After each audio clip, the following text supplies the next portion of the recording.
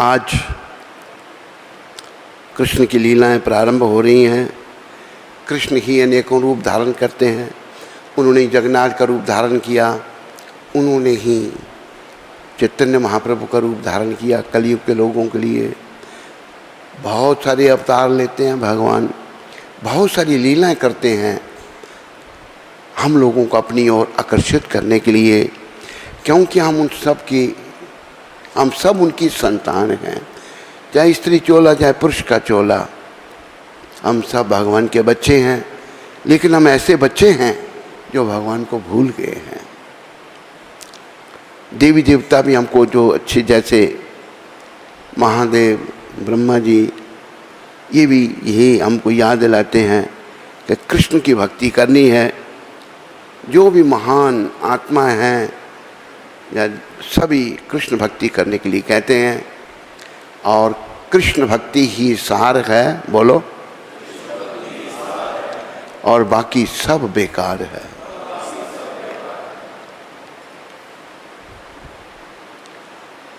पार करेंगे नैया रे बज कृष्ण कन्हैया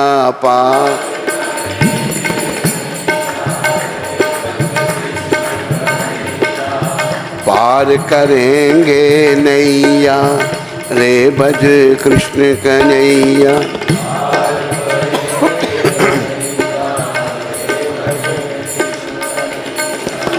कृष्ण कन्हैया दाऊ जी को भैया,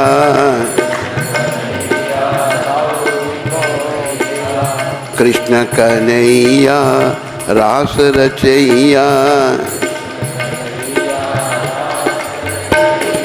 कृष्ण कन्हैया माखन चोरैया,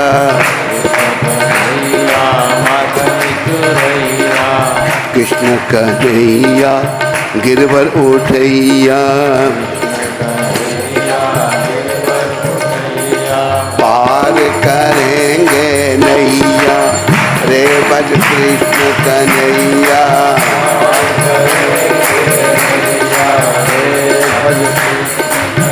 ये जो कृष्ण कन्हैया है ना, ये इतने दयालु हैं कि हम उसका अनुमान नहीं लगा सकते। क्यों? हम भटके हुए जीव हैं, सारे माया में फंसे हुए जीव हैं। हम नहीं कृष्ण भगवान की जो कृपा है उसका अनुमान नहीं लगा सकते। तो एक दो यहाँ पर उदाहरण दिए हैं उनकी कृपा के। मित्र सुदामा तंदुल लाए, मित्र प्रेम से प्रभु भोग लगाए।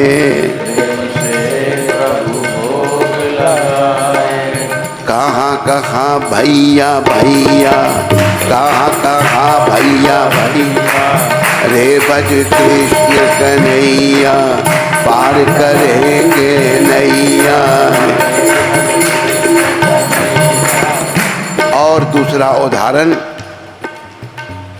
जो पूर्ण समर्पित हो जाता है ना उन पर, जैसे अर्जुन पूर्ण समर्पित थे। दुर्योधन भगवान की सेना लेकर खुश होकर चला गया, मैं विजयी होऊंगा।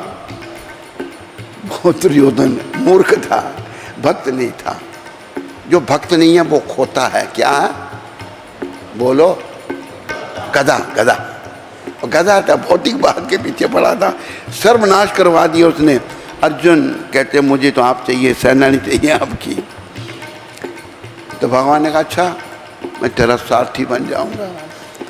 सारथी बन गए जब अर्जुन का रथ रन में हांका, अर्जुन का रथ रन में हांका। सांवलिया गिर धारी बांका,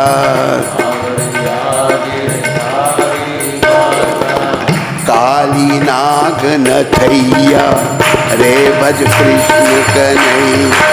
काली नाग नथैया रे भज। याद रखो पार करेंगे नैया रे भज कृष्ण कन्हैया।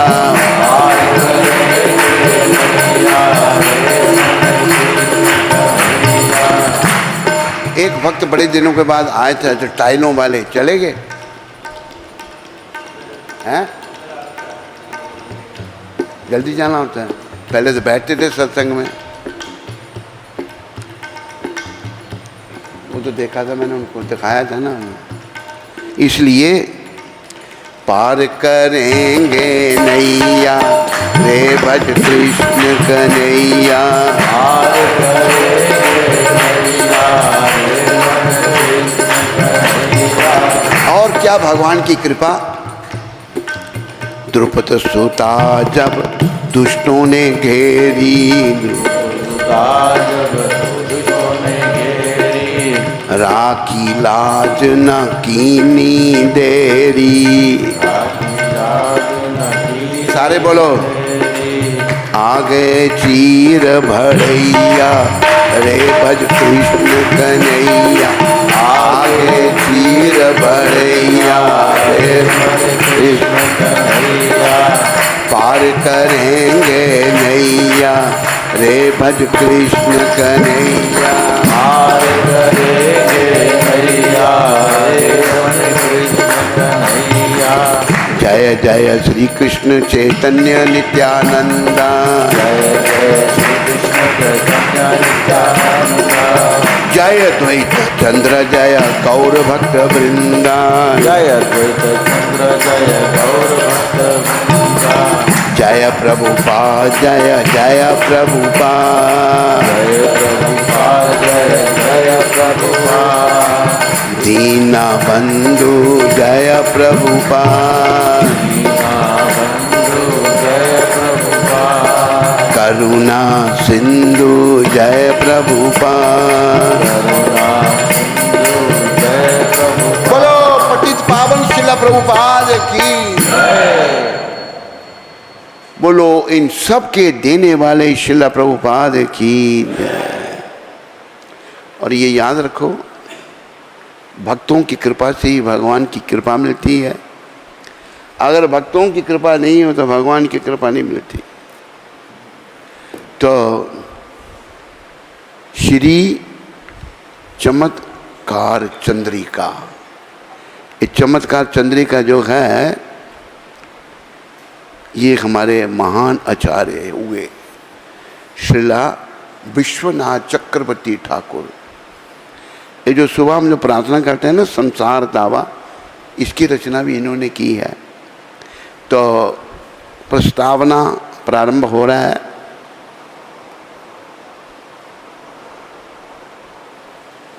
श्री गौड़िया वैष्णव आचार्य मुकुटमणि श्रीला विश्वनाथ चक्रवर्ती ठाकुर द्वारा प्रणीत श्री श्री चमत्कार चंद्रिका नामक ग्रंथ उनके द्वारा रचित एक अनुपम खंड काव्य है। देखो, ग्रंथों की रचना वही कर सकते हैं जो भगवान के शुद्ध भक्त हैं, क्योंकि भगवान के शुद्ध भक्तों को सब कुछ दिखता है, क्योंकि उनके दिलों में कोई भौतिक कुछ है ही नहीं। केवल कृष्ण का सिमरन, कृष्ण की लीलाएं, कृष्ण के दर्शन, और कुछ उनके दिलों में है ही नहीं। संसारी लोग भी पुस्तकें लिख देते हैं, संसारिक लोग भी प्रवचन करते हैं गीतों पर।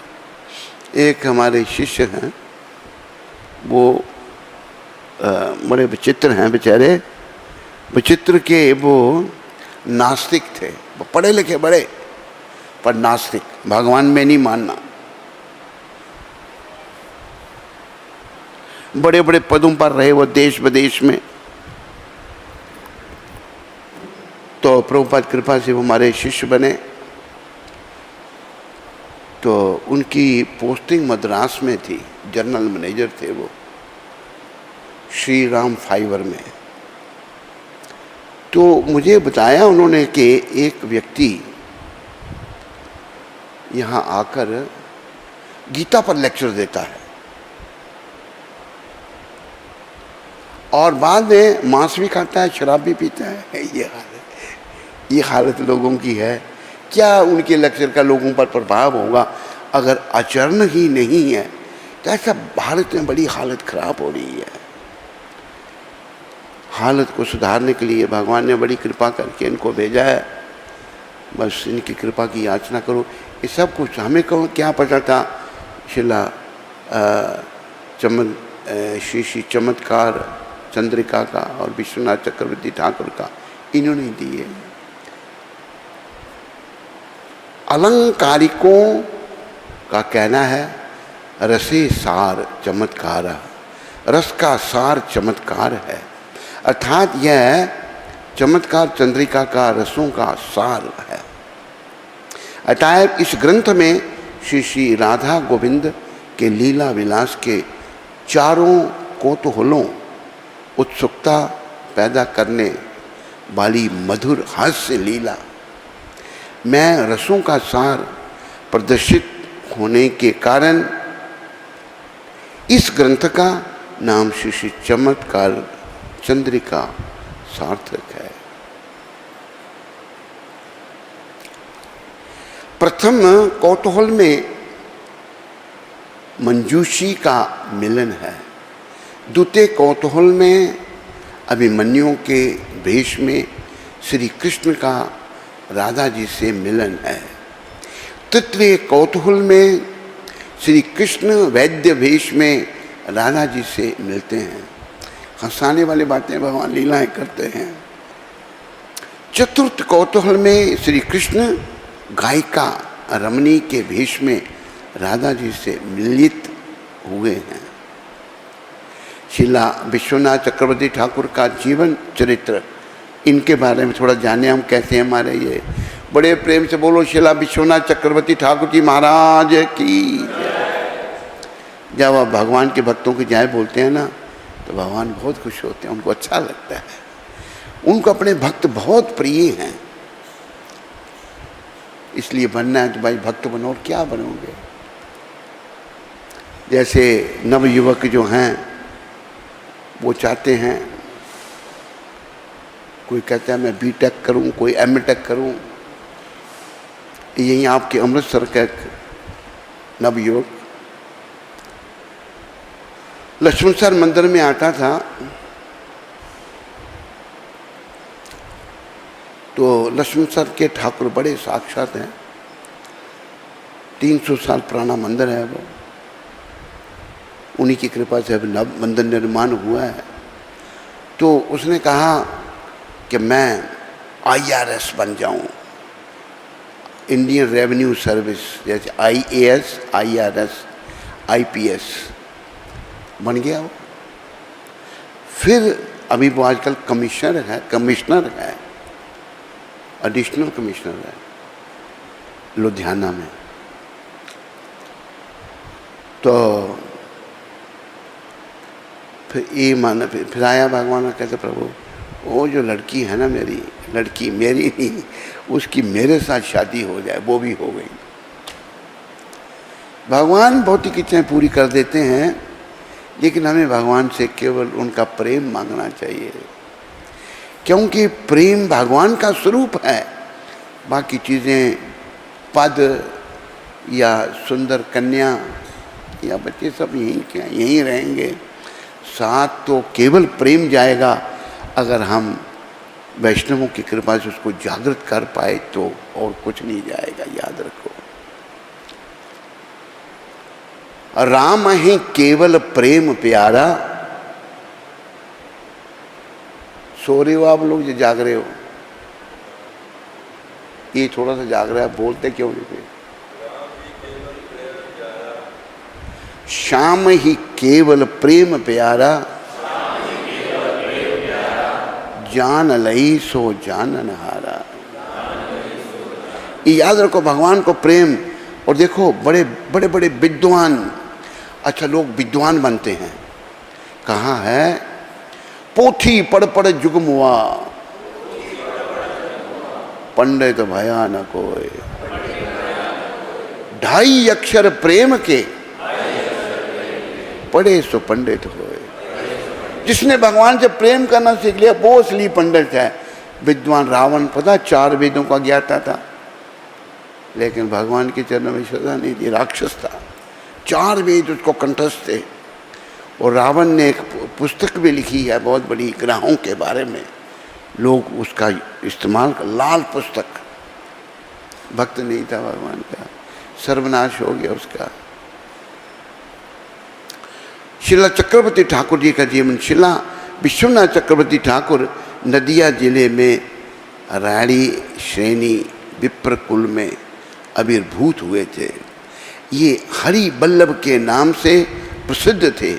रामभद्र और रघुनाथ नामक इनके 2 बड़े भाई थे।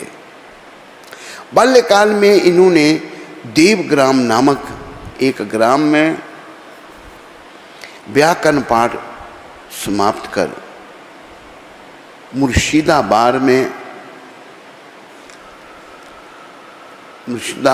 के जिले के शयादपुर नामक ग्राम गुरुग्रहा में भक्ति शास्त्रों का अध्ययन किया। इन्होंने बिंदु, करण और कना इन तीनों ग्रंथों की रचना शयादाबाद ग्राम में अध्ययन करते समय ही की थी। ये ग्रंथ उसी टाइम लिख दिए इन्होंने। कुछ दिनों बाद ये गृह त्याग कर वृंदावन चले गए। यहीं पर इन्होंने विभिन्न ग्रंथों की रचनाएं व टीकाएं लिखी। श्रीमद् महाप्रभु और इनके अनुगत षड्गोस्वामियों के अप्रकट होने पर शुद्ध भक्ति धारा श्रीला श्रीनिवासाचार्य, श्रीला श्री नरोत्तम ठाकुर, श्रीला श्यामानंद तीनों महान प्रभुओं के माध्यम से प्रभावित हो रही थी। ये जो 3 नाम है, श्रीनिवास, नरोत्तम, श्यामानंद, इन्होंने भक्ति का प्रचार किया, लोगों में भक्ति को फैलाया।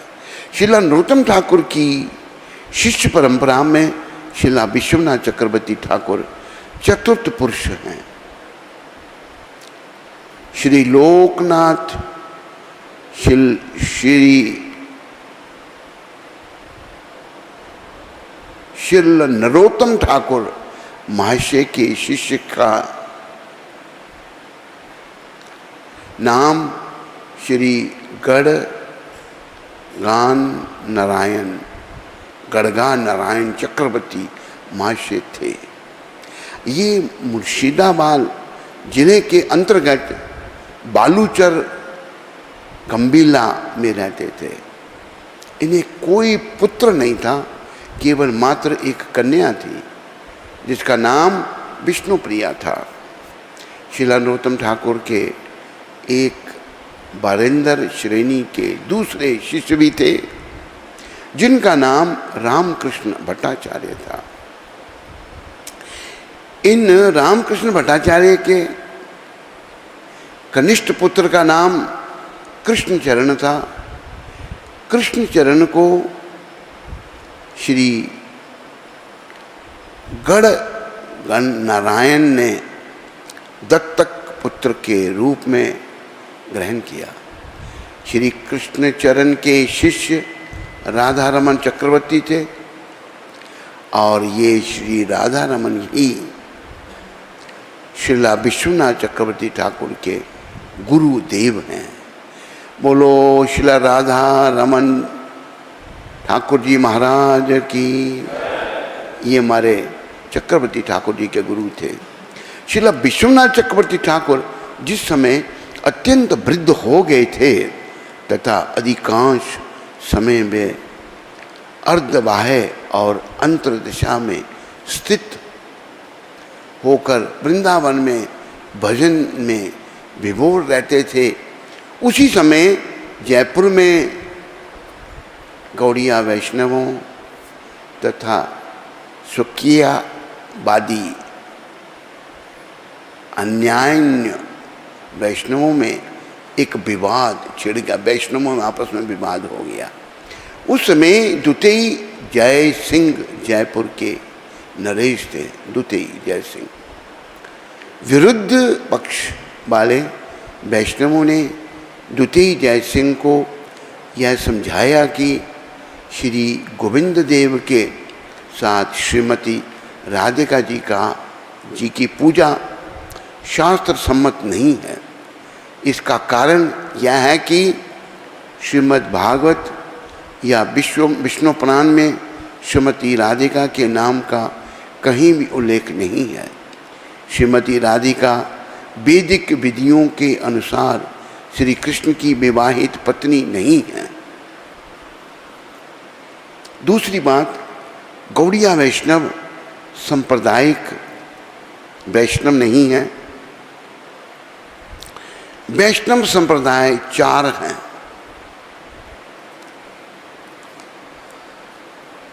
जो अनादिकाल से चले आ रहे हैं। उनके नाम है श्री संप्रदाय, ब्रह्म संप्रदाय, रुद्र संप्रदाय और सनक संप्रदाय।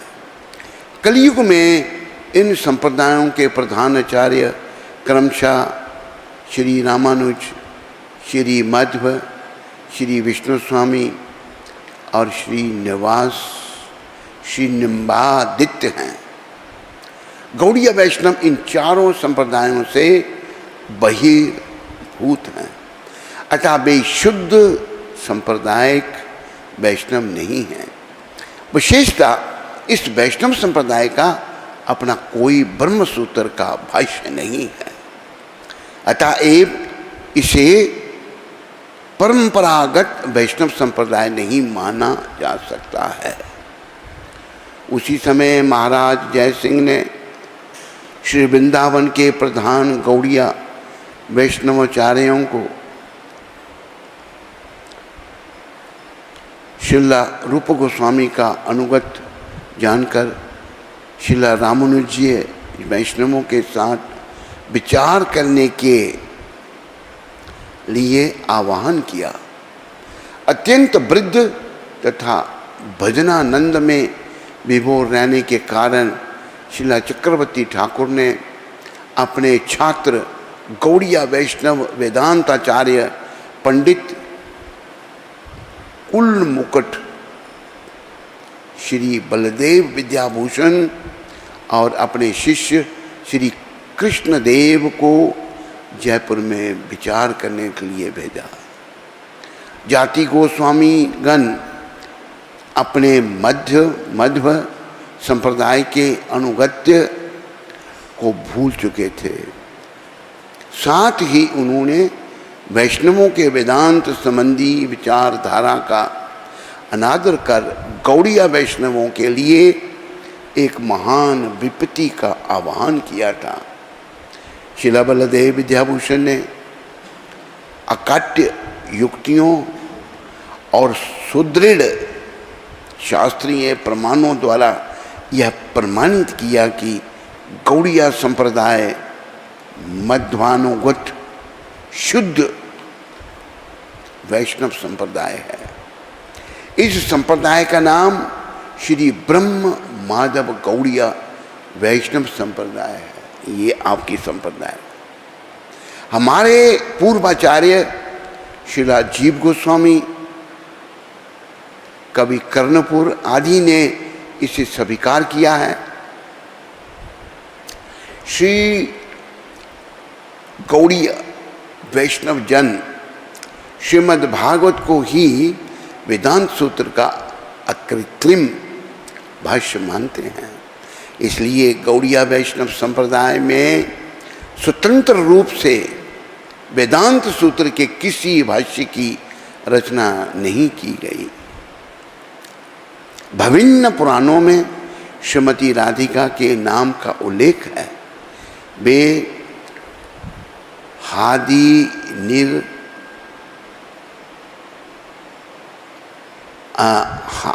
हादि निस्वरूपा श्री कृष्ण की नित्य प्रिया है।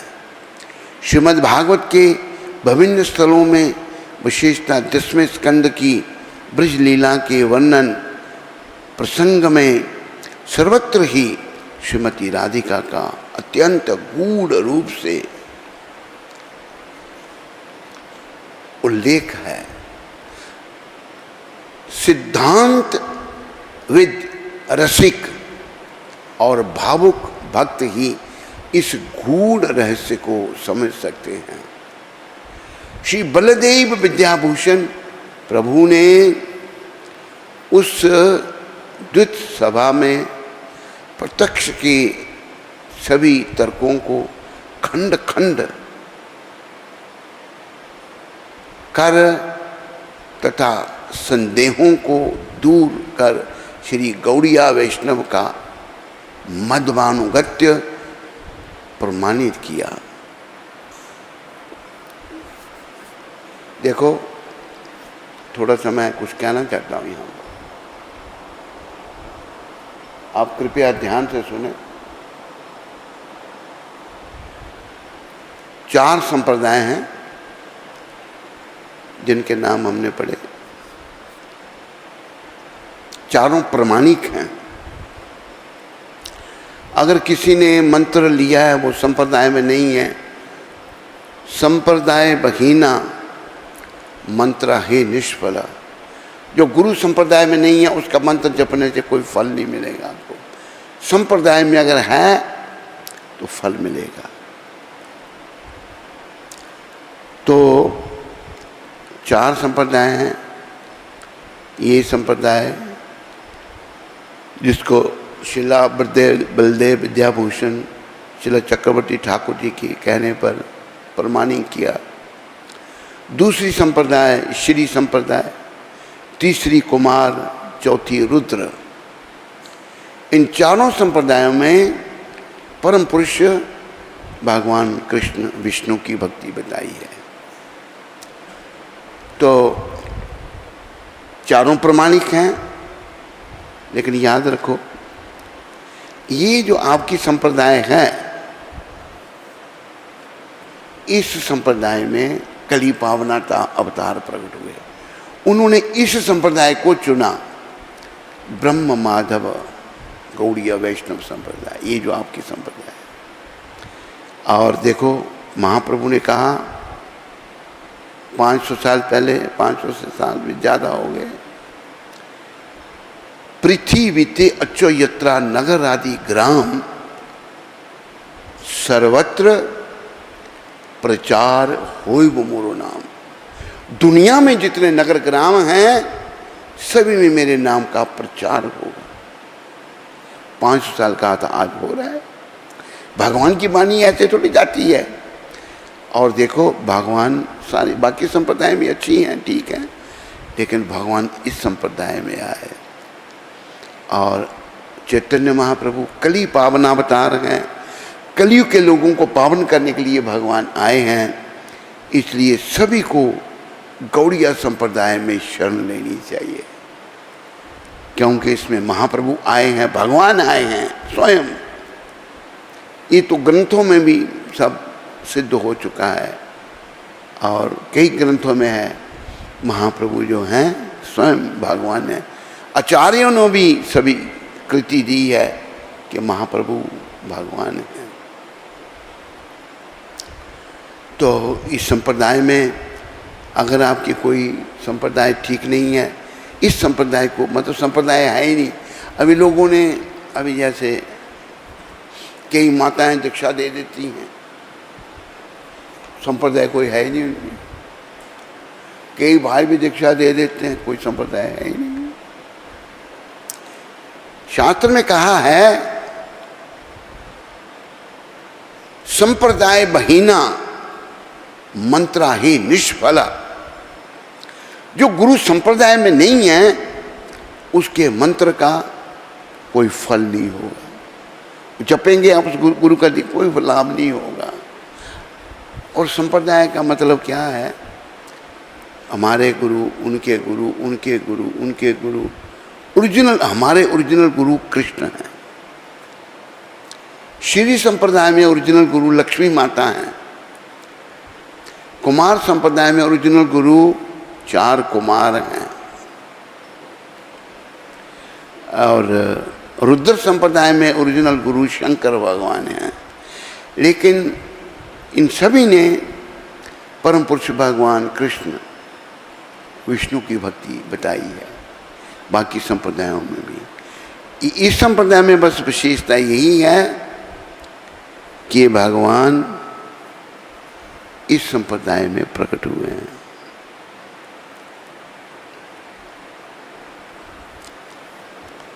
ये पद्म पुराण में लिखा हुआ है। क्या लिखा है पद्म पुराण में? संप्रदाय बहीना ये मंत्रस्ते निष्फला मता। अर्थात यदि कोई मान्यता प्राप्त गुरु शिष्य परंपरा का अनुस्मरण नहीं करता तो उसका मंत्र या उसकी दीक्षा निष्फल है, फल कोई नहीं होगा।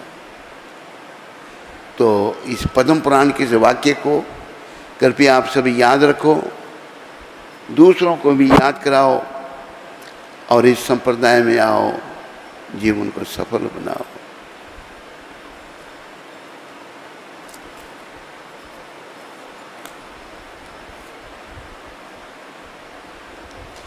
तो विपक्ष निरुत्तर हो गया। श्रीला बलदेव विद्याभूषण जी ने विपक्ष जो हमें प्रमाणिक नहीं कह रहे थे, हमारी लोगों की बुद्धि ऐसी है, दोष आ जाते हैं, प्रमाणिक संप्रदाय में दोष आ गए। तो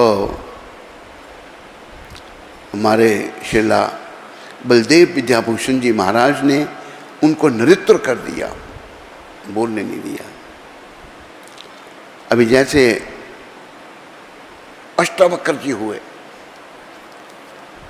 कौन से थे वो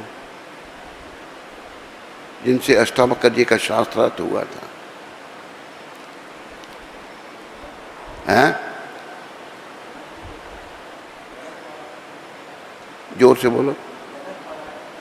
नहीं, जनक महाराज की सभा में एक थे आचार्य, उनका नाम मैं भूल गया, किसी को याद आए तो बता सकते हैं। वो आचार्य जो थे इतने शास्त्रार्थ में महारथी थे कि जो उनसे हार जाता उनकी शर्त होती थी उसको जल समाधि लेनी पड़ती, वो बेचारे को प्राण छोड़ने पड़ते। अष्टावक्र जी उनके गुरु, उनके पिता बड़े महान थे, बाल रूप में थे, शरीर में उनके कुबड़ थे, चल भी नहीं सकते थे। आगे जनक की सभा में, जनक की सभा में जब आए तो उन्होंने द्वारपालों को बोला हमें अंदर जाने दो। कहते हम उनसे शास्त्रार्थ करेंगे जिनका नाम मैं भूल रहा हूँ। तो उन्होंने कहा बच्चों तुम जाओ, अभी थोड़ा किसी गुरु के आश्रम में रहकर थोड़ी विद्या ध्यान करो, आप क्या उनसे शास्त्रार्थ करोगे? अगर आप हार गए आपको प्राण त्यागने पड़ेंगे, जल समाधि लेनी पड़ेगी। अष्टावक्र जी के साथ उनके एक और साथ में थे, कहते हैं कि मेरे पर, अष्टावक्र जी कहते हैं, बोलो अष्टावक्र जी महाराज की, मेरे पर गुरु कृपा ही पर्याप्त है, मैं उनको चुनौती देने आया हूँ। आए, सब लोग हंसने लगे, उन पर भी कही क्या इनते करेंगे, नाम मैं भूल रहा हूँ उनका, कहाँ है वो? गए उनके पास, शास्त्रार्थ हुआ जब उनसे, और आदि अष्टावक्र ने उनको निरुत्तर हो गए, कहते मैं जल समाधि लेने के लिए तैयार हूँ। तो अष्टावक्र जी कहते हैं आपने कितनों के प्राण ले लिए, आपके अहंकार ने कितने कितने मर गए, मैं आपको जल समाधि देने नहीं आया, मैं आपको क्षमा कर रहा हूँ। अष्टावक्र जी ने, उनका सर नीचे हो गया, उन्होंने कहा कि तूने बहुत बड़ा दंड दे दिया मेरे को मार ही दिया। तो हमें किसी को मारना नहीं, अहंकार से। एक और थे केशव कश्मीरी, वो कश्मीरी थे, कश्मीर के पंडित, वो भी दिग्विजयी थे, वो पूरे भारत में जहाँ जाए सबको हरा देते थे, इतने विद्वान थे। लक्ष्मी जी की उन पर कृपा थी। उनको पता लगा कि नवद्वीप में निमाई पंडित यानी के मारे भगवान चैतन्य महाप्रभु, बोलो निमाई पंडित भगवान की, बड़ा विद्वान है। तो आगे वहाँ के जो नवद्वीप के पंडित थे वो भागते फिरे भाई हमसे शास्त्रार्थ नहीं कर सकते। तो निमाई पंडित जी को पता लगा, उनके पास केशव कश्मीरी जी आ गए, प्रश्नोत्तर होने लगे। तो निमाई पंडित भगवान कहते हैं आप बड़े विद्वान हैं, मैं तो बालक हूँ आपका। देखो विनम्रता भगवान में, और हमें भी विनम्रता जब तक नहीं आती, अहंकार बना रहता है तो हम भगवान से दूर रहते हैं, चाहे कोई भी है। भगवान को मिलने के लिए अहंकार का परित्याग करना पड़ेगा। हमारे आचार्य श्री नरोत्तम ठाकुर कहते हैं अहंकारे मत होइया, अहंकारी जीव पागल हो जाता है, चाहे कोई भी है। किसी चीज़ का अहंकार मत करो। माटी के पुतले इतना न कर तू घुमान, पल भर का है तू मेहमान। थोड़े समय का मेहमान, तो इतना अहंकार क्यों करता है?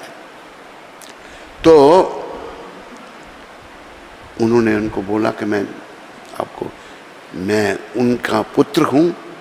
सब ने, साधु साहब, जनक महाराज ने माला उनके गले में डाली, उनका स्वागत हुआ। तो गुरु कृपा से वो विनम्र थे, उनको अहंकार है। उन स्वामी जी को बड़ा अहंकार है, कईयों को हरा कर कईयों को जल समाधि दे दी। और जब वो हार गए, अष्टवक्र जी कहते हैं मैं जल समाधि लेने के लिए तैयार हूँ। कहते हम आपको जल समाधि देने नहीं आए। क्या ना है ये कुछ और,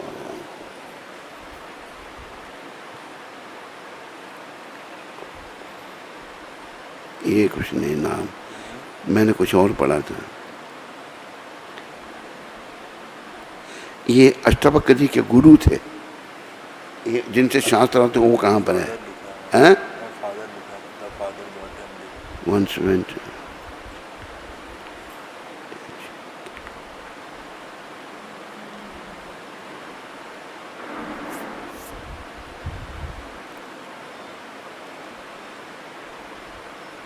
शास्त्र किंचे हुआ तो उनका नाम देखो। तो अहंकारी जीव ठीक नहीं है। भक्ति राज्य में प्रवेश करने के लिए हम लोगों को विनम्र बनना पड़ेगा। जब तक विनम्रता नहीं आएगी तो भक्ति राज्य में हम प्रवेश नहीं कर सकते, याद रखो। विनम्रता का अभ्यास करो। और विनम्रता क्यों नहीं है, अहंकार क्यों है? हमने अपने आप को शरीर समझ रखा है और भोगों में लगे हुए हैं। आध्यात्मिक जीवन की शुरुआत यहाँ से होती है, हम ये शरीर नहीं, हम जीवात्मा हैं। मिथ्या अहंकार ठीक नहीं, पर सही अहंकार ठीक है। मिथ्या अहंकार क्या है? मैं ये शरीर हूँ। सही अहंकार क्या है? अहम ब्रह्मास्मि, मैं जीवात्मा हूँ और परमात्मा का अंश हूँ। सही अहंकार तो रहेगा, पर मिथ्या अहंकार हम सब में भरा पड़ा है, जो हमारे और भगवान के बीच में दीवार है। मिथ्या अहंकार को हमने खत्म करना है और सही अहंकार लाना है, आत्मा के स्तर पर लाना है। विपक्ष निरुत्तर हो गया, फिर भी उन्होंने श्री गौड़ीय वैष्णव संप्रदाय का कोई वेदांत भाष्य न होने पर उन्हें शुद्ध पारंपरिक वैष्णव मानने से अस्वीकार कर दिया, हरा दिया। अहंकार उनमें इतना है। तब वहीं पर ये शिला बलदेव विद्याभूषण प्रभु ने ब्रह्मसूत्र के श्री गोविंद भाष्य नामक सुप्रसिद्ध गौड़ीय भाष्य की रचना की। वहीं पर उन्होंने लिख दिया। उन पर उनकी गुरु की कृपा थी, शिला चक्रवर्ती ठाकुर की। बड़े प्रेम से बोलो शिला बलदेव विद्याभूषण जी महाराज की। बड़े भाव से बोलो शिला विश्वनाथ चक्रवर्ती ठाकुर जी महाराज की। इस प्रकार से श्री गोविंद देव के मंदिर में पुनः श्री श्री राधा गोविंद सेवा पूजा प्रारंभ हुई। वो पहले राधा जी को नहीं मानते, बेसमझी भक्ति नहीं है ना। राधा जी को केवल भक्ति भाव से समझा जा सकता। राधा भक्ति स्वरूपा हैं, भगवान की आराधनीय शक्ति हैं। अहंकार से कुछ नहीं समझ आता। तथा गौड़ीय वैष्णवों की श्री ब्रह्म माधव गौड़ीय वैष्णव संप्रदाय के रूप में मान्यता स्वीकार की गई। श्रील चक्रवर्ती ठाकुर के सम्मति क्रम से ही श्रीला बलदेव विद्याभूषण प्रभु ने श्री गोविंद भाष्य की रचना की तथा श्री गौड़िया वैष्णवों का श्री माधवानुगत्य प्रमाणित किया। इस विषय में तनिक भी संदेह का अवकाश नहीं है।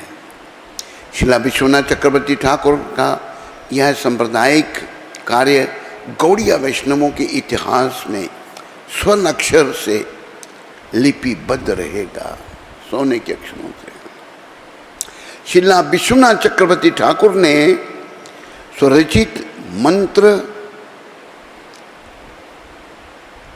मंत्रार्थ दीपिका में एक विशेष घटना का वर्णन किया है। किसी समय उन्होंने श्री चैतन्य चरितामृत का पाठन करते हुए काम गायत्री के अर्थ से संबंधित निम्नलिखित प्यारों पर विचार किया। काम गायत्री मंत्र रूप है कृष्णेरा स्वरूप,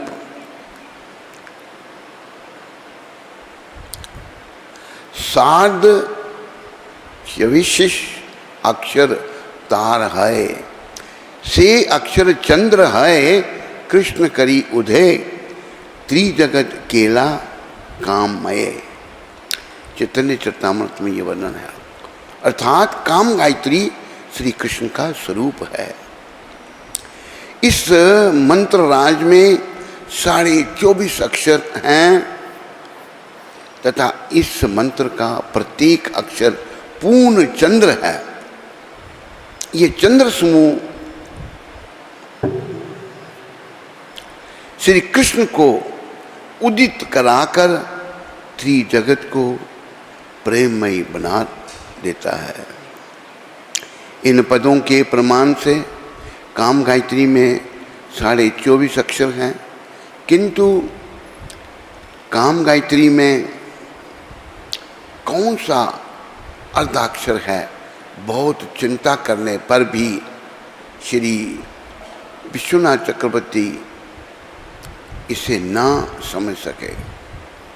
व्याकरण, पुराण, तंत्र, नाट्य तथा अलंकार आदि शास्त्रों में विशेष रूप से छानबीन करने पर भी उन्हें कहीं भी अर्धाक्षर का उल्लेख प्राप्त नहीं हुआ।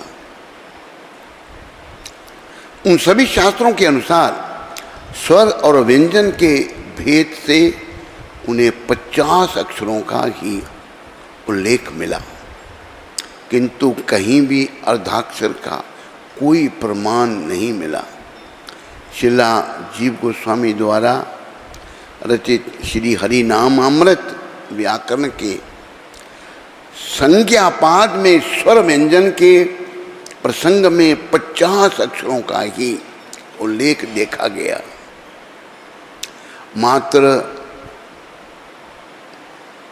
कन्यास आदि में भी मात्र का रूप के ध्यान में कहीं भी उन्हें अर्धाक्षर का उल्लेख नहीं मिला।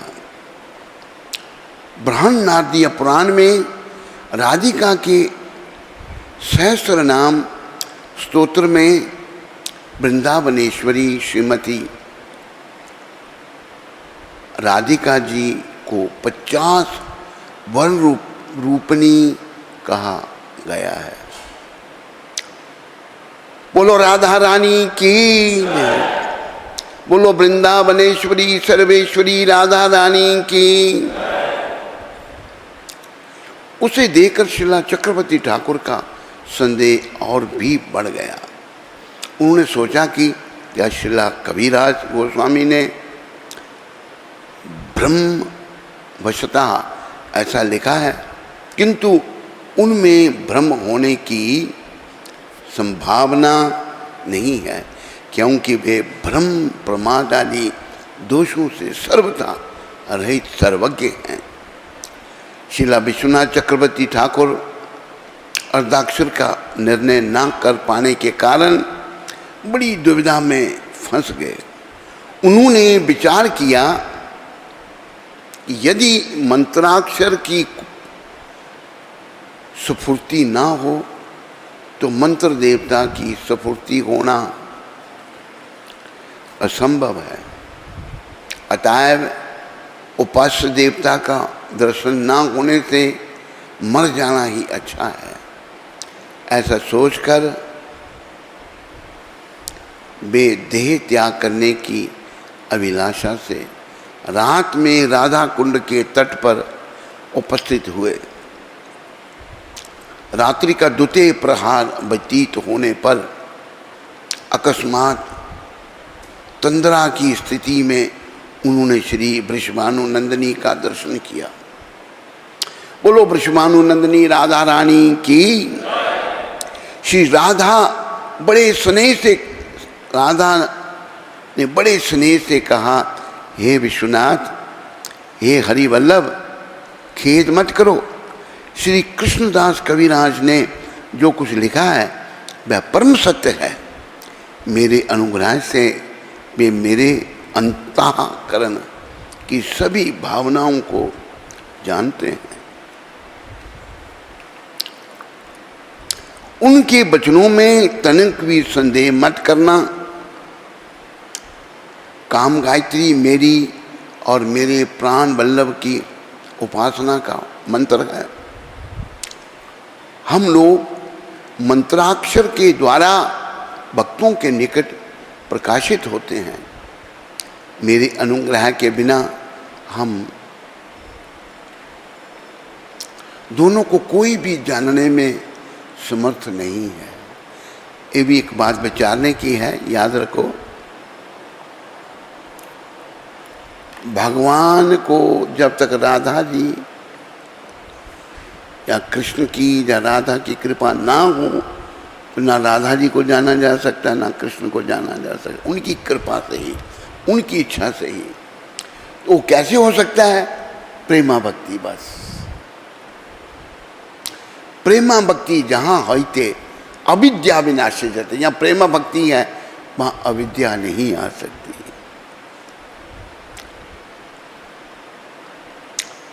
वर्णांगम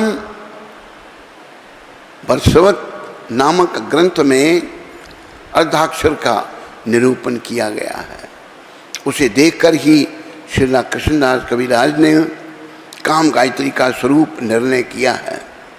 तुम इसे देखकर श्रद्धालुओं के उपकार के लिए प्रकाशित करो। स्वयं वृषभानुनंदिनी श्रीमती राधिका के इस आदेश का श्रवण कर श्रीला चक्रवर्ती ठाकुर जग उठे और हा राधे कहकर विलाप करने लगे, रोने लगे। फिर धैर्य धारण करो, उनकी आज्ञा पालन में तत्पर हो गए।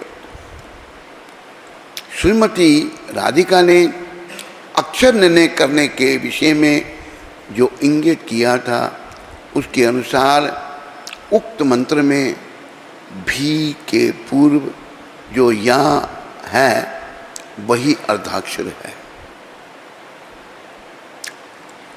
भी के पूर्व जो या है वही अर्धाक्षर है। उसके अलावा अन्य सभी अक्षर पूर्ण अक्षर या पूर्ण चंद्र हैं।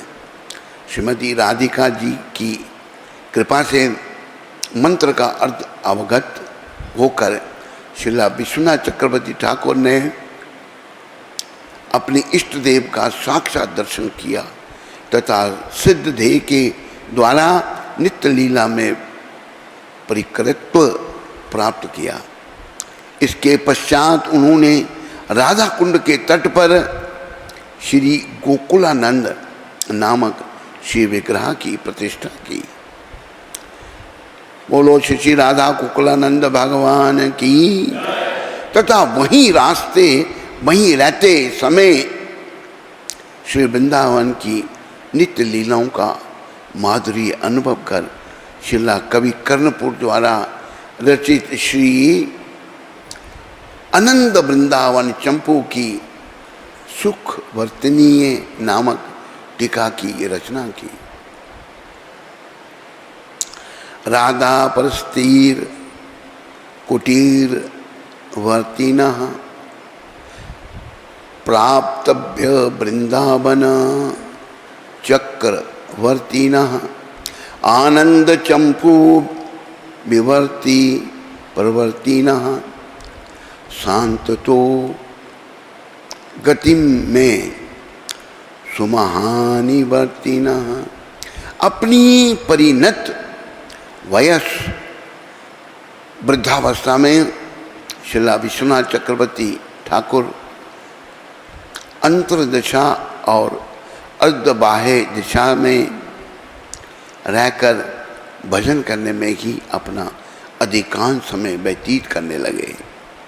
उनके प्रधान शिष्य श्रीला बलदेव विद्याभूषण ही उनके स्थान पर शास्त्र अध्यापन का कार्य करने लगे। परिक्कीय भाव की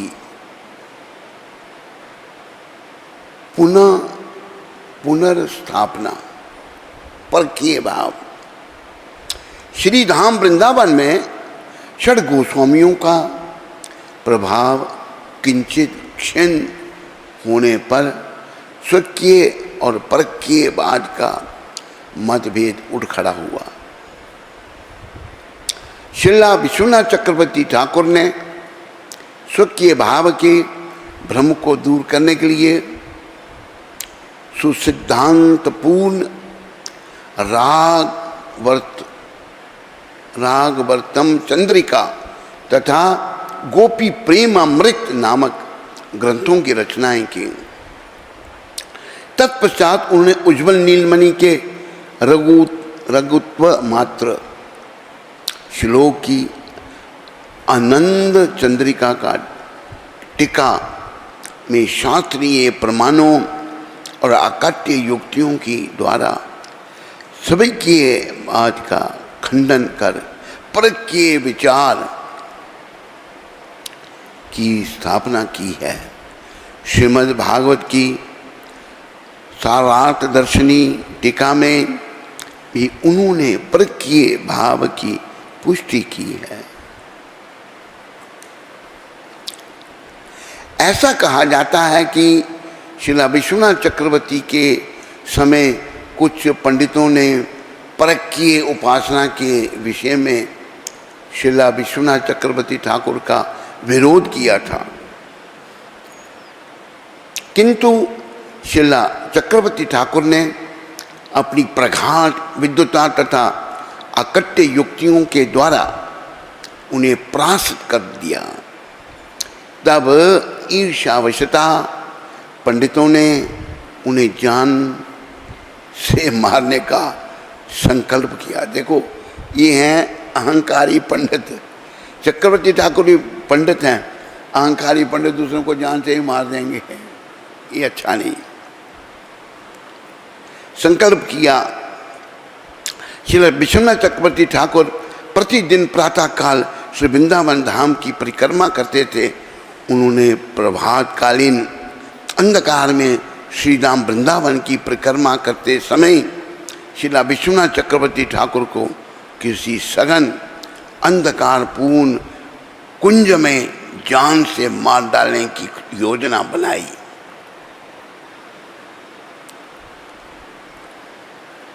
श्रीला विश्वनाथ चक्रवर्ती ठाकुर के परिक्रमा करते करते उक्त सघन कुंज के समीप पहुंचने पर वहाँ विरोधियों ने श्रीला विश्वनाथ चक्रवर्ती ठाकुर को मारना चाहा, किंतु अकस्मात देखा कि वे वहाँ नहीं थे, अपितु उनके स्थान पर एक सुंदर ब्रज बालिका अपनी 2-3 सहेलियों के साथ पुष्प चयन कर रही थी। ऐसा देखकर पंडितों ने उस बालिका से पूछा, लाली, अभी अभी एक महात्मा इधर आ रहे थे, वे किधर गए? क्या तुमने उनको देखा? बालिका ने उत्तर दिया, देखा तो था, परंतु किस ओर गए मुझे मालूम नहीं। बालिका ने अद्भुत रूप, सौंदर्य कटाक्ष, भागभंगी और मंद मुस्कान को देखकर पंडित समाज मुग्ध हो गया। उनके मन का सारा कल्मश दूर हो गया और उनका हृदय द्रवित हो गया। पंडितों के द्वारा परिचय पूछे जाने पर बालिका ने कहा, मैं स्वामिनी श्रीमती राधिका की सहचरी हूँ। वे इस समय अपने ससुराल या बट में विराजमान हैं। उन्होंने मुझे पुष्प चयन करने के लिए भेजा है। ऐसा कहते कहते वे अंतर ध्यान हो गई और फिर पंडितों ने उस बालिका के स्थान पर पुनः शिला विश्वनाथ चक्रवर्ती ठाकुर को देखा। वो चक्रवर्ती ठाकुर जो है उन्हीं का स्वरूप थे। पंडितों ने शिला चक्रवर्ती ठाकुर के चरणों में गिरकर क्षमा प्रार्थना की तथा शिला चक्रवर्ती ठाकुर ने उन्हें क्षमा कर दिया। भक्त लोग क्षमा कर देते हैं। याद रखो, हम अगर क्षमा नहीं करते ना तो ये अच्छा स्वभाव नहीं है। कहा है, क्षमा बड़न को चाहिए,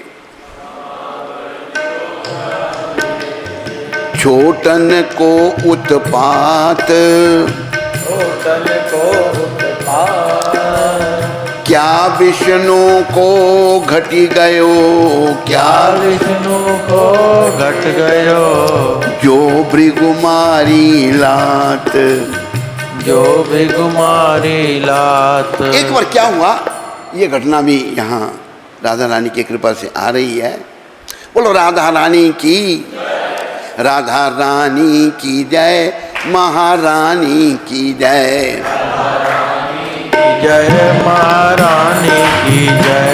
बोलो बरसाने वाली की जय जय जय, बोलो बरसाने वाली की जय। राधा रानी की जय, महारानी की जय, राधा रानी की जय, महारानी की जय, राधा रानी की जय, महारानी की जय, राधा रानी की जय। बोलो बरसाने वाली की जय जय जय, बोलो बरसाने वाली की जय जय जय। बोलो राधा रानी की। कृपामयी करुणामयी मेरी दयामयी राधे, कृपा करुणामयी मेरी दयामयी राधे, कृपामयी करुणामयी मेरी दयामयी राधे, कृपामयी करुणामयी मेरी दयामयी राधे, राधे हे राधे, राधे हे राधे, राधे राधे राधे राधे, राधे राधे राधे राधे, राधे राधे राधे राधे। राधा कृपा से एक बात मैं आपको बताना चाहता हूँ। एक बार ऋषि समाज एकत्रित हुआ, ऋषि मुनि देवतागण, 3 मूर्तियां, ब्रह्मा विष्णु महेश। भाई इन तीनों में बड़ा कौन है? क्षमा की बात आ रही है। कोई के ब्रह्मा बड़े हैं, सृष्टि की रचना करते हैं। कोई के शंकर बड़े हैं, वो संहार करते हैं। कोई के विष्णु बड़े हैं, वो पालन करते हैं। किसी निर्णय पर वो नहीं पहुंचे। तो भाई कैसे पता निर्णय कैसे हो? सबने मिलकर भृगु जी को चुना। बोलो भृगु जी महाराज की। भृगु जी को चुना कि आप जाओ इन तीनों मूर्तियों की परीक्षा लेकर हमें अपना निर्णय बताओ, तीनों में बड़ा कौन है।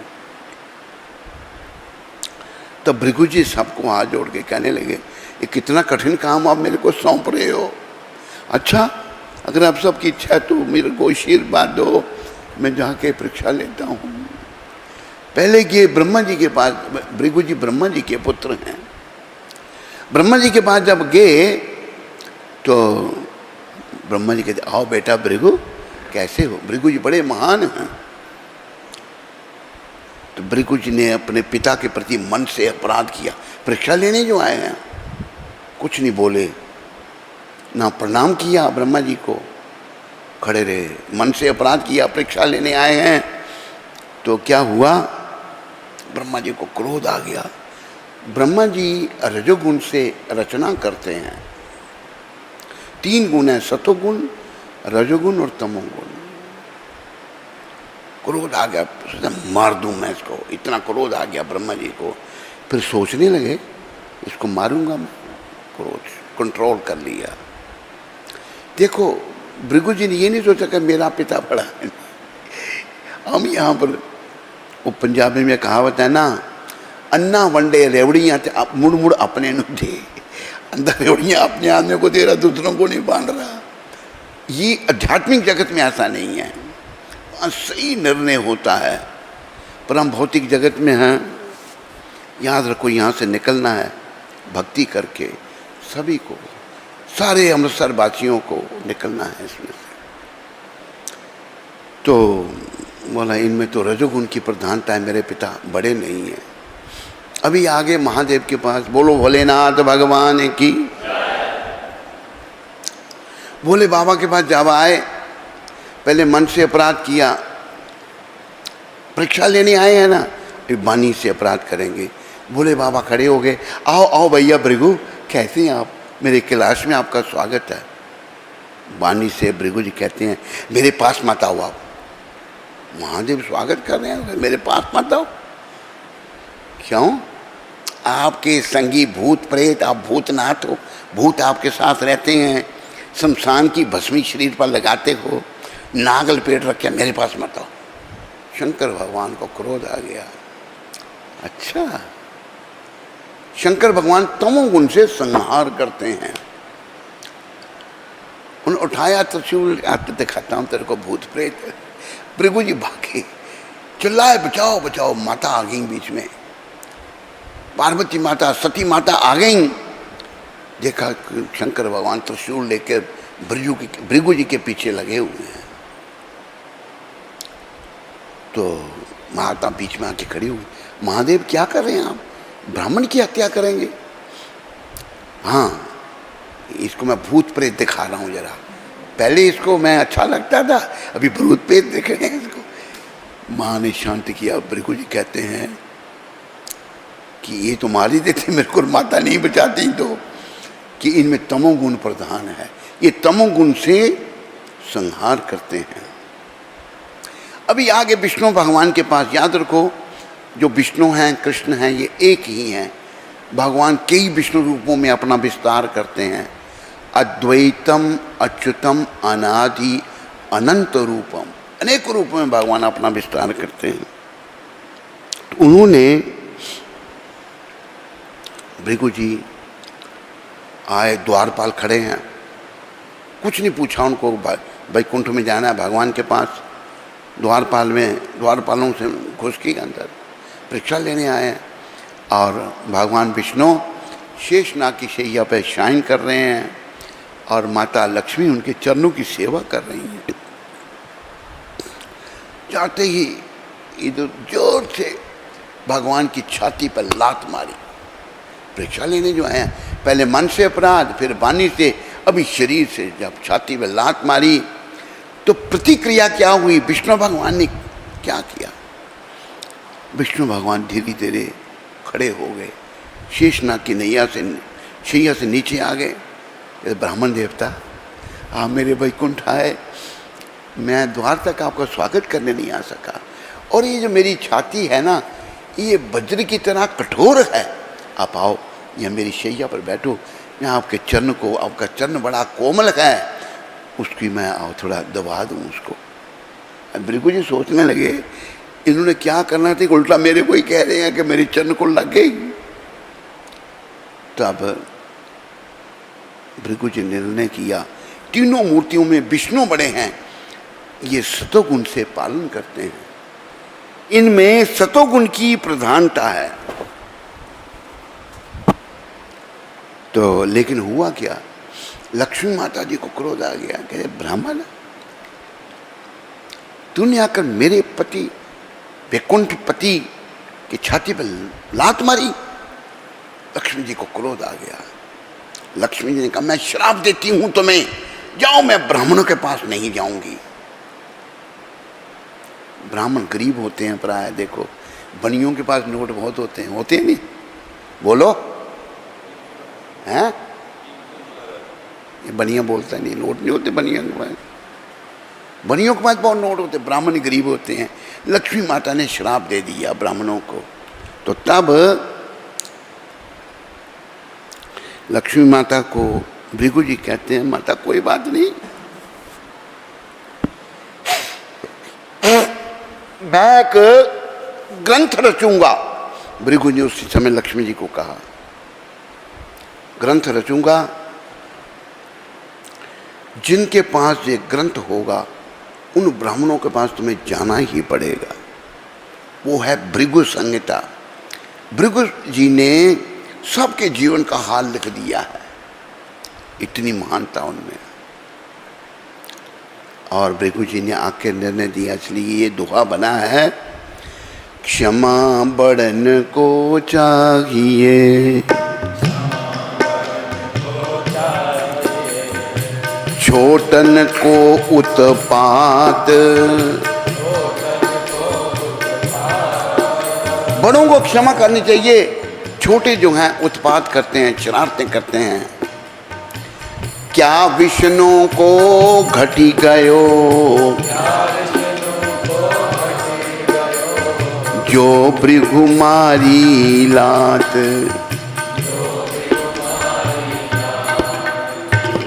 और देखो भगवान ने क्या किया, विष्णु भगवान ने भृगु जी का जो चरण चिन्ह है ना, अपनी छाती पे धारण किया हुआ है। आप जब वैकुंठ जाएंगे ना, जाएंगे नहीं हैं?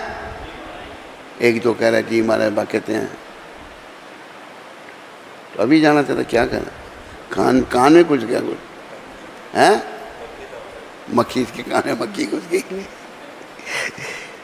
वैकुंठ जाने का नाम आया तो कान में मक्खी चली गई। देखो वैकुंठ ही हमारा घर है, ये संसार हमारा घर नहीं है। मन बनाओ इन पूर्ववर्ती आचार्यों की कृपा से, इनकी कृपा से। भाई मैंने नहीं यहाँ रहना, मेरा ये शरीर छोड़ने के बाद अपने धाम को जाना है, चाहे स्त्री चोला चाहे पुरुष का चोला। ये तभी होगा जब विषय विकारों से मन हटाओगे। अगर विषय विकारों में मन लगा रहा कभी नहीं जा सकते धाम में। इसलिए कहा है एक लाइन, विषयां संग प्रीति लाके मुक्ति किथों पावेगा। विषयां संग प्रीति लागे मुक्ति किथों पावेगा। उठे विषय बड़े ने खोटे, तेरे यम मारेंगे सोटे। होते विषय बड़े ने खोटे, तेरे यम मारेंगे छोटे। तू ता कर्म करे सब खोटे, आगे क्या बदलावेगा। तू ता कर्म करे सब खोटे, आगे क्या बदलावेगा।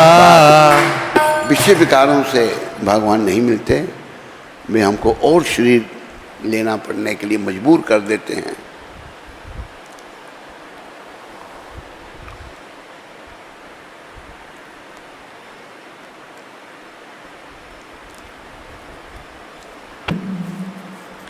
तो क्षमा कर दिया ठाकुर जी ने उनको, अवतारी थे वो, शिला चक्रवर्ती ठाकुर के जीवन में ऐसी बहुत सी घटनाएं, आश्चर्यपूर्ण घटनाएं सुनी जाती हैं। इस प्रकार इन्होंने सविज्ञवाद का खंडन कर शुद्ध प्रज्ञा विचार की स्थापना की। इनका यह है कार्य गौड़ीय वैष्णवों के लिए बहुत ही महत्वपूर्ण है। गौड़ीय वैष्णवों के लिए के है नहीं, बहुत ही महत्वपूर्ण है। श्रील विश्वनाथ चक्रवर्ती ठाकुर ने जिस प्रकार से गौड़ीय वैष्णव धर्म की मर्यादा की रक्षा पुनः श्री वृंदावन में गौड़ीय वैष्णव धर्म का प्रभाव स्थापित किया है, उसकी विवेचन करने से उनकी अलौकिक प्रतिभा से विस्मित होना पड़ता है। उनके इस असाधारण कार्य के लिए श्री गौड़ीय वैष्णवाचार्यों ने एक श्लोक लिखा है। क्या? विश्वस्य नाथ रूपसो भक्ति वर्तम प्रदर्शनात् भक्त चक्रे वर्ती तत्वात् चक्रवर्ती यख्या या भवत्। अर्थात भक्ति पथ के प्रदर्शक होने के कारण वे विश्व के नाथ अर्थात विश्वनाथ, ये नाम उनको दूसरे आचार्यों ने दिया, तथा शुद्ध भक्त चक्र भक्त मंडली में सदा अवस्थित रहने के कारण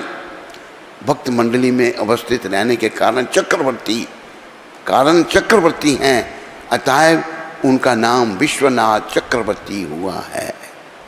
बोलो शिला विश्वनाथ चक्रवर्ती ठाकुर जी महाराज की। वे लगभग 1676 शकाब्द में लगभग 100 वर्ष की आयु में माघी शुक्ला पंचमी तिथि को अपनी अंतर्दशा की अवस्था में श्री वृंदावन में अप्रकट हो गए चले गए विश्वनाथ जी महाराज। आज भी श्री धाम वृंदावन में श्री गोकुल के निकट उनकी समाधि विराजमान है। इन्होंने शिला रूप गोस्वामी का पदांक अनुसरण कर विपुल अपराकृत भक्ति साहित्य का सृजन कर विश्व में श्रीमन महाप्रभु के मनोविष्ट को स्थापित किया है।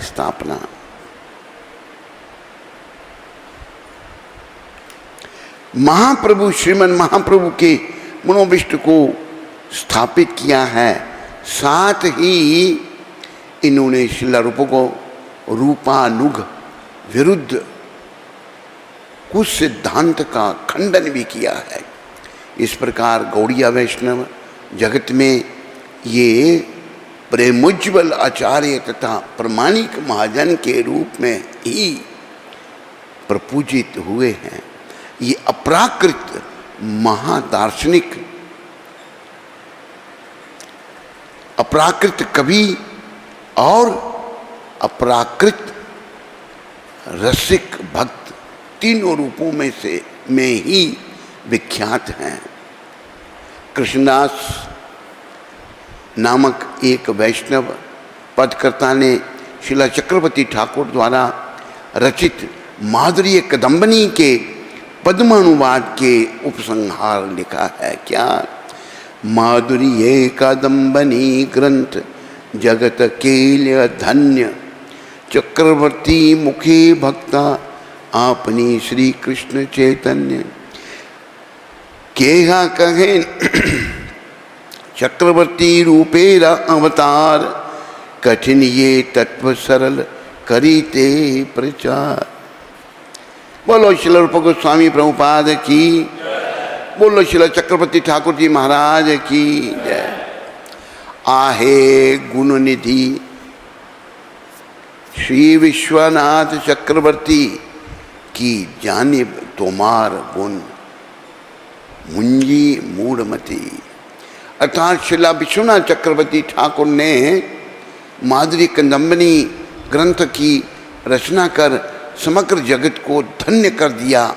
वास्तव में श्री कृष्ण चैतन्य महाप्रभु ही इस ग्रंथ के वक्ता हैं। वे ही शिला चक्रवर्ती के मुख से बोल रहे हैं क्या? अहो दया के सागर शिला विश्वनाथ चक्रवर्ती ठाकुर, मैं अत्यंत मूढ़ व्यक्ति हूँ, आप कृपा कर इन अपराकृत गुणों को मेरे हृदय में स्फुरित कराए। आप श्री चरणों में, आपकी श्री चरणों में ऐसी ही प्रार्थना है। बोलो शिला विश्वनाथ चक्रवर्ती ठाकुर जी महाराज की जय।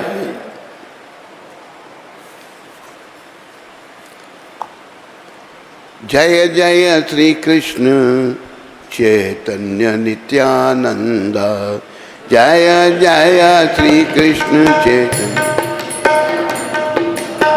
जय द्वैत चंद्र जय गौर भक्त वृंद, जय।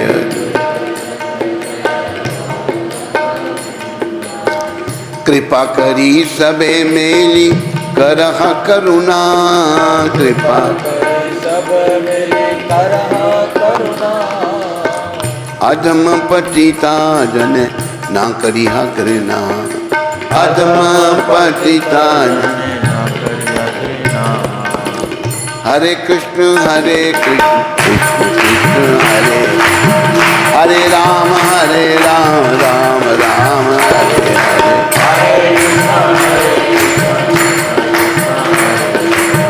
हरे राम बोलो राधा रानी की, बोलो विश्वनाथ चक्रवर्ती ठाकुर जी महाराज की, बोलो शिला बलदेव विद्याभूषण जी महाराज की। ये इनका संक्षिप्त परिचय था। अब इन्होंने क्या क्या रचनाएं की हैं, देखो इनकी रचना सुनने से क्या होगा, भक्ति जागृत होगी। हमारे हृदय में जो वासनाएं हैं, विषय वासनाएं, स्त्री आकर्षण, पुरुष आकर्षण, वो शमित होंगी, कम होंगी। इनकी रचनाएं कल पढ़ी जाएंगी। अभी जन्माष्टमी तक यही चलेगा। अगर भगवान की इच्छा हुई तो जन्माष्टमी यहीं होगी, नहीं हुई तो कहीं और होंगे। अगर भगवान की इच्छा नहीं हुई तो कहीं हम और होंगे। इच्छा पर है, निर्भर है। ये खुद ही सरल है। ये तो राधा रानी की इच्छा पर है। क्या पता राधा रानी हमको वृंदावन में बुला लें, बुला सकती है नहीं तो फिर तो जाना पड़ेगा वृंदावन। हरे कृष्ण, सभी का धन्यवाद। हरे कृष्ण, शुभ कामनाओं के साथ।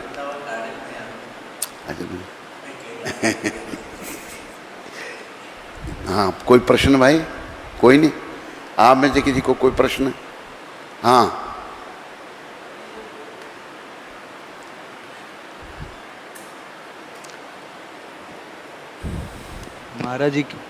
महाराज जी के चरणों में कोटि कोटि प्रणाम। हैं? महाराज जी के चरणों में कोटि कोटि दंडवत प्रणाम। महाराज जी, ये परकिया और सवकिया बाग ये कल वर्णन होगा, आज नहीं।